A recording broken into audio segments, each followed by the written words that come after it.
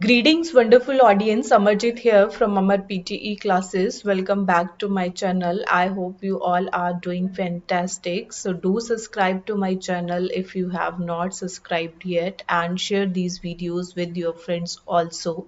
In today's video, I'm going to speak about some important speaking rules in the read aloud, because read aloud is the most important and the first task of the PTE speaking. So as you all know, ki read aloud is divided into 15 marks. Like one question will contribute 15 marks, 5 marks in the content and 5 marks in the pronunciation, and same 5 marks in the fluency.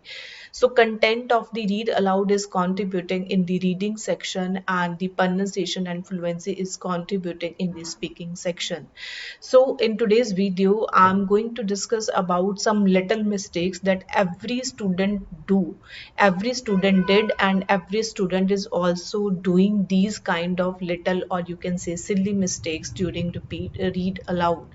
So if you are making these kind of mistakes, then try to avoid these kind of mistakes. So let's start without wasting of time. So first mistake is addition of extra words. So most of the students will add extra words during the reading. So they are just reading in the fluency, but I don't know why they are adding the extra words. So in read aloud, keep in your mind ki if you are adding your words at your own end, then you are going to lose marks in the speaking as well as in the reading section. So do not add anything at your own end, so that you can also get good scores. So most of the addition, you can say ki most of the student will add these kind of words like the, for, of, in, or to. So they did, every student will do this. So most of the student will say ki how we can improve these kind of mistakes. So I am also giving the solution ki solution is only the practice. So if you are saying ki your English is good but you are doing some mistakes, then practice it, because during practice, when you will just record your voice, then after that listen your voice, because when you will listen your voice, then you can find out your mistakes. Even you can ask to your tutor ki if you are doing practice, then please check our answers, because sometime a tutor can also find out the solution and you can also find out the solution, but try to avoid the addition of the extra words, because if you are adding the words, then you can lose your points in the read aloud section, in the speaking as well as in the reading. So number 2 is also the biggest mistake. So sometimes student will speak something wrong, then like in the singular and the plural, because sometime, for example, I am taking an example of researcher. So researchers, first they will see ki it's a research, so researcher. So after that they will see ki no, it's a researchers, then they will correct it. So if they are reading the line, then they just saw ki this is the mistake by me, then they will go back to the line and they will correct it. So this is not a solution. So if you made a mistake, then you made a mistake. So try to avoid making mistakes, but if you did the mistake, then just keep your flow, just read the next line, don't correct it, because if you are doing corrections, so it means ki you have something problem in this speaking, then AI will detect your mistakes. So in that case you can also lose your marks. So if you made mistake, because if you are reading in the fluency, even you are if your English is good, but in the final you are nervous, you are fumble, then you can make mistakes. But if try to avoid mistakes, but if you made the mistakes, then do not correct it. So recorrection will not give you marks. Due, if you are doing reconnection, then you can lose your marks. So this is the main point. So you, if you are making mistake in the s or the singular and plural, so focus on the screen, keep your mind calm and just focus on your screen, just focus on your paper, and don't do these kind of mistakes.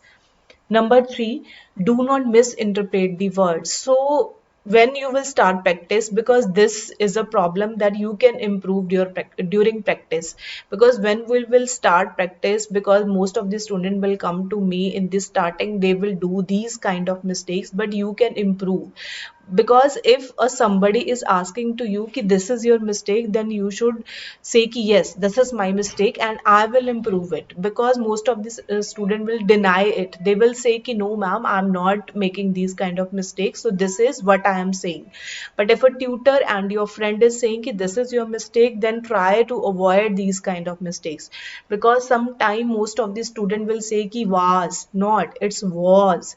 Most of the student are confused in where and were. So it's a were, but in fluency you will read like where, because if your speaking is bad, then you will do these kind of mistake. So sometime in while, most of the student will say will. So will is WILL, and while, this is while. So just focus on your pronunciation, because this is was, so you have to pronounce was, then were, then while, not it's will. Then question, so most of the student will say question, so it's not a question, it's a question. So just focus on your pronunciation, just focus on your mistakes so that you can improve. So most of the student will find difficulty in psychology, so they will read it in a different way. So this is psychology and this is the way. So sometime for ourselves you will convince yourself ki no, I read it and I will get the marks. So if your speaking is good but you are not getting marks in the final PT exam, so it means ki you have something in the pronunciation, you have a problem in the pronunciation, that's why you are not getting marks. So this is the pronunciation. Most of the student will say ki what is pronunciation. So this is the pronunciation misinterpretation of the words, like was. So they will do it. Then were, where, while, will, question, question, and psychology. So don't do these kind of mistakes also. Number four is speak clearly and in flow in your natural tone, because sometime you will start your speaking in a flow, but after that you will say ki you will start your speed in a different way, but when you will going to finish your answer, then your speed is different. So my point is that keep maintain your fluency, maintain your flow, because sometime if you are reading a paragraph, then you will start your paragraph in the high pitch, but after that if you are completing your paragraph, then your pitch is low. So maintain your pitch, maintain your fluency. Don't say ki now you are going up, after that you are going down. It's like a volume. So first your volume is high, then after that your volume is low. So don't do this. Maintain your flow so that you can read the paragraphs calmly, smoothly, and always read in your natural tone. So if you are just 100% in the English, then you can copy the accent, but I will suggest you ki don't try to copy the accents of other speaker. So if you are good, then speak in your natural tone, but speak in your natural voice and in the flow.